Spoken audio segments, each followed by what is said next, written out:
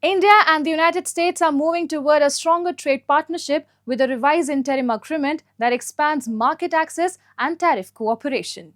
New tariff adjustments and intentions to boost purchases of US goods signal rising economic engagement, reflecting growing trust and deeper bilateral economic ties between the two largest democracies.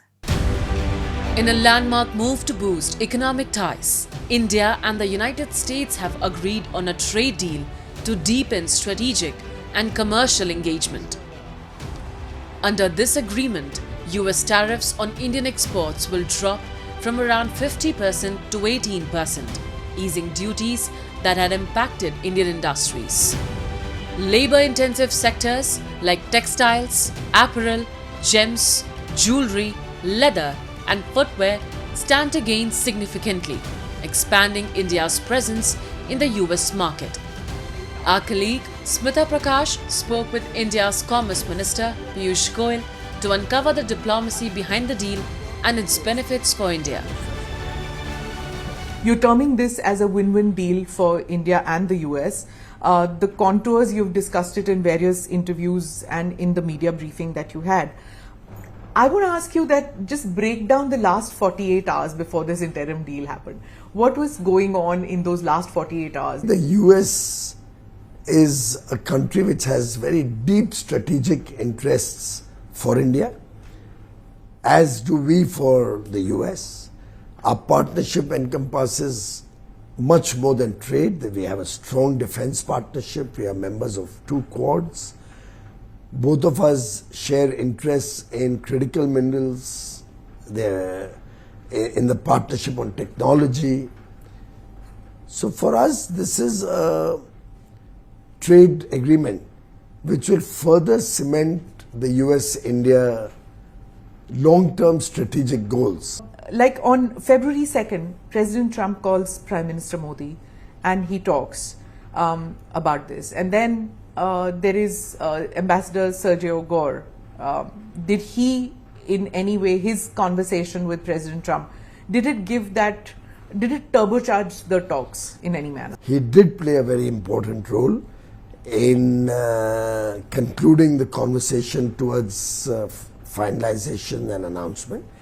And I would like to recognize and respect his contribution. If there is a lack of bilateral consensus on Russian oil or on defense matters, doesn't that impact in any way, doesn't that impact in a great way on the trade deal too? No, not at all.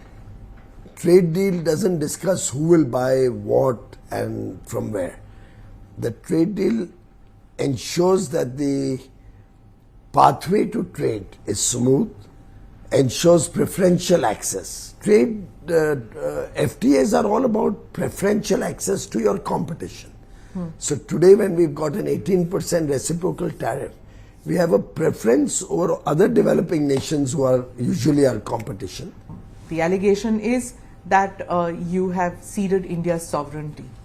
What is your response to this? This trade deal is truly a labor of love.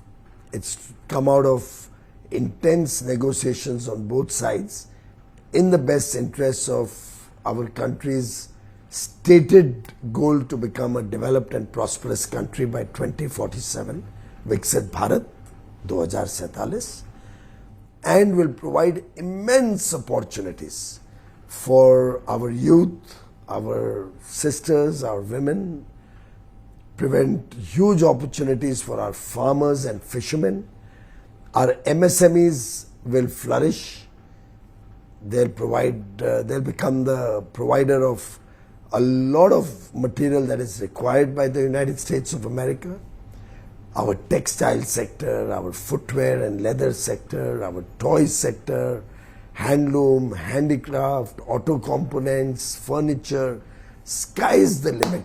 It's interesting that you say that one shouldn't have haste in signing these deals, but many say that it's the weaponization of the tariff regime, which Donald Trump did, which led to Europe and the others for the haste in which they signed with India. I think it's nothing to do with one relationship, has nothing to do with another situation.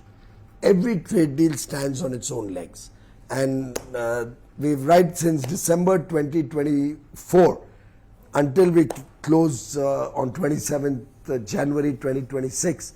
It's been a labor of love, work with a lot of passion, work with a collective effort of both sides, and 27 governments on that side, the whole of the government in India, working towards a fair and very, very balanced agreement between both geographies. On that note, thank you very much, sir, for giving us the time. Thank you.